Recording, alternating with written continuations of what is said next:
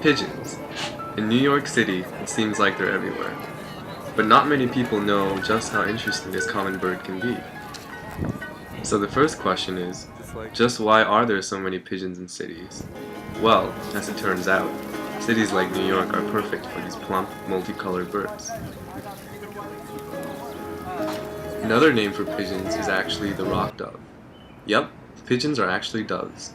They get the rock part from their natural habitat, the rocky cliffsides usually found on the coasts. And what is the next best thing to a giant cliff?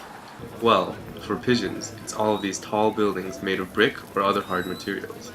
They know just how to nestle into tight crevices and perch on the ledges of these man-made habitats. These kind of spots are where pigeons love to make their nests. Baby pigeons are called squabs, and even though most species of bird only stay in a nest for about 2 weeks, pigeons stay in the nest for up to 2 months before flying off. By that point, they look almost like adult pigeons. While in the nest, squabs feed on something called crop milk. That's right, pigeons make milk. Now it's not exactly like the kind of milk that mammals produce. Instead, it's a milky liquid made in the mother bird's neck from the different kinds of vegetation and seeds she eats. Adult pigeons have adjusted their diets to this more urban lifestyle, surviving mostly off of litter or other food scraps found in trash, as well as being fed by some of New York's friendlier bird lovers.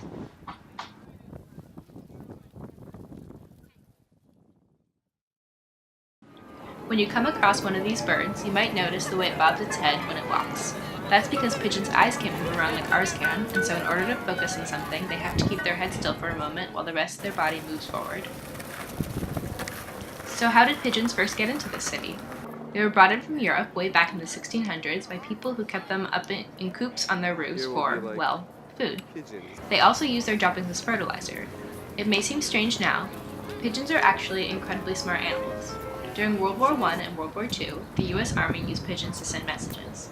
This proved to be unbelievably handy, and other lines of communication weren't working. So what makes pigeons so good at being messengers? Well, pigeons actually have an unbelievable sense of navigation. Pigeons know their way around so well that you can take a blindfolded pigeon hundreds of miles away from its home and it will get back with no problem.